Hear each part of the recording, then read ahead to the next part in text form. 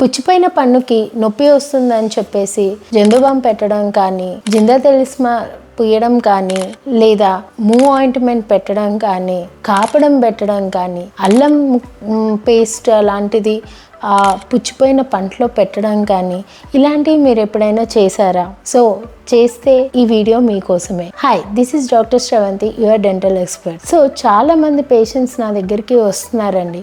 పుచ్చిపోయిన పన్ను నొప్పి బాగా భరించలేక, నైట్ నాకు బాగా నొప్పి వచ్చిందండి, నేను భరించలేకపోయాను, అందుకని చెప్పేసి జందుబాం పెట్టాను అండ్ ఇవన్నీ పెట్టాము, లైక్ జింజర్ పేస్ట్ పెట్టాను, లేదా సంథింగ్ లవంగం పెట్టాను, పసుపు పెట్టాము, ఆయింట్మెంట్ పెట్టాము, అలా ఏది పడితే అది పెట్టాము అని చెప్పేసి చాలామంది ఇన్స్టెంట్ రిలీఫ్ కోసం అని పెట్టాము అని చెప్పేసి ఇంత వాపురు రావడం కూడా జరుగుతుంది వాళ్ళకి.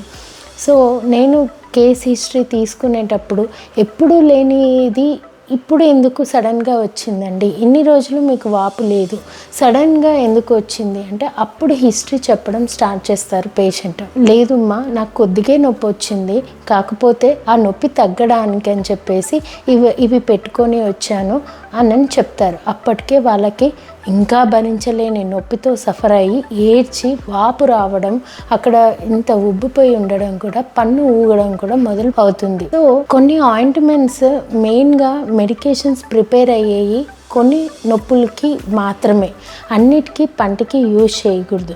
జందుబాం హెడేక్ రావడం కానీ ఇలాంటి కండిషన్స్లో మోకాల నొప్పులకో లేకపోతే ఇన్స్టెంట్ మజిల్ పెయిన్ రిలీఫ్ కోసమే వాడాలి.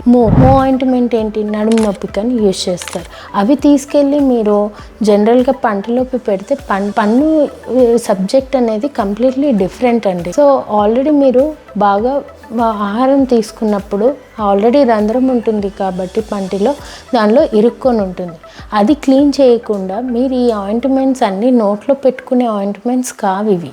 సో బయట పూసినా కూడా అది సంథింగ్ ఆ ఘాటు అబ్జర్వ్ అయిపోతుంది అండ్ లోపల ఉన్న నరం, పంటి లోపల ఉన్న నరం అనేది ఇరిటేట్ అవుతుంది. ఇలా ఇరిటేట్ అవ్వడం వల్ల ఏమైపోతుంది అంటే అక్కడ బ్యాక్టీరియా ఫార్మేషన్ ఎక్కువ జరుగుతుంది అండ్ ఇన్ఫ్లమేషన్ ఎక్కువ పెరిగి నెక్స్ట్ పన్ను కూడా లూజ్ అవ్వడం స్టార్ట్ అవుతుంది.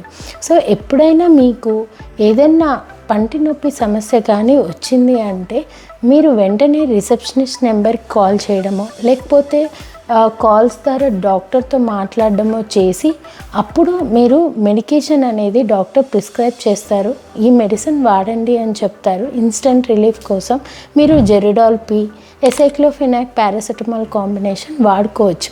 అది మీకు రిలీఫ్ ఇస్తుంది. అది డాక్టర్ అది చెప్పారు కదా అని చెప్పేసి మీరు అదే ట్రీట్మెంట్ అనుకొని కంటిన్యూ చేయకండి.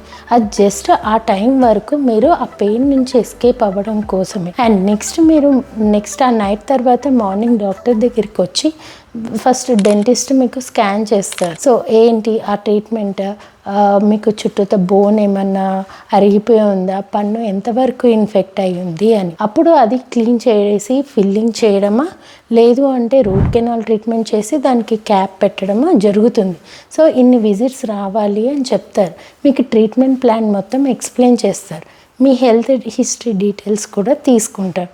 ఇలా మనం ఆ పంటి నొప్పిని అనేది ట్రీట్మెంట్ చేయించుకోవాలి. అంతేకాని సరే డాక్టర్కి కాల్ చేశాను, నాకు మెడిసిన్స్ చెప్పారు కదా అని చెప్పేసి నాకు నొప్పి తగ్గలేదనే 1 అవర్లో 2-3 మెడిసిన్స్ వేసుకునే వాళ్ళు కూడా ఉన్నారు. సో ఇలా చేయకూడదు. ఒక ట్యాబ్లెట్ మీరు నొప్పికి వేసుకున్నారు అంటే ఖచ్చితంగా 8 అవర్స్ డ్యూరేషన్ అనేది ఉండాలి. చాలామంది ఏం చేస్తారంటే 3 గంటల్లో అయినా డాక్టర్ ఇచ్చినా నాకు నొప్పి తగ్గలేదు అని చెప్పేసి వెంటనే ఇంకో ట్యాబ్లెట్ వేస్తారు. దీనివల్ల ఓవర్ డోసేజ్ అయిపోయి గ్యాస్ట్రిక్ ప్రాబ్లం రావడం కానీ, కళ్ళు తిరగడం ప్రాబ్లం కానీ ఇలాంటివి జరుగుతాయి. సో ఎప్పుడు ఓవర్ డోస్ అనేది వేసుకోకూడదు. ఫస్ట్ మీకు ఎప్పుడైనా ప్రాబ్లం వస్తే డాక్టర్కి కాల్ చేయండి, లేదు అంటే రిసెప్షనిస్ట్ ఆ క్లినిక్ రిసెప్షనిస్ట్కి అయినా కాల్ చేయండి. వాళ్ళు మీకు సమ్ మెడికేషన్స్ అయినా డాక్టర్ని కనుక్కొని మీకు చెప్తారు. అది టెంపరీ మాత్రమే.